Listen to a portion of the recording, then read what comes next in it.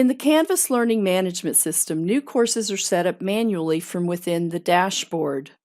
This instance of Canvas automatically opens in the dashboard. You may have to navigate using the sidebar menu on the left. Once you're in the dashboard, click on the button labeled Start a New Course. In the text input box that appears, type a name for your course.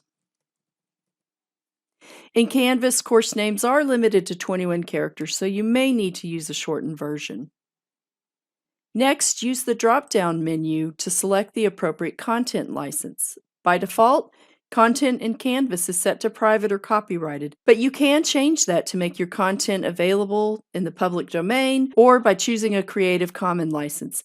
If you need to change this setting at a later time, you can access this option in Course Settings. To save your course, click the button Create Course. Now that your course is saved, you can further customize it using the course settings.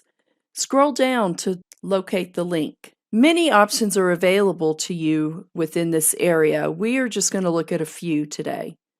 The first one is to choose an image for your course.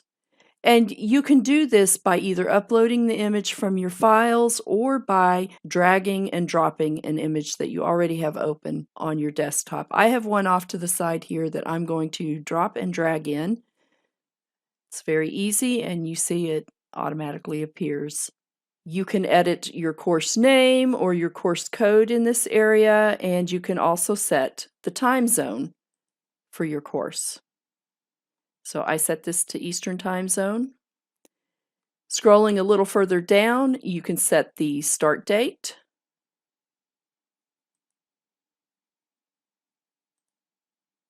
And the end date for your course.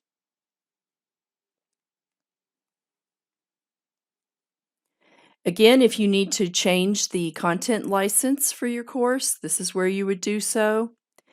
And you may or may not be able to make your course publicly visible, depending on your organization's administrative policies. If you have that capability to do so, this is where that would occur.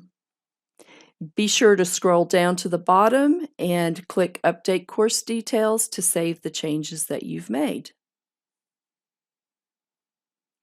And when you return back to your dashboard, you should now see your yet-to-be-published course that you've just created.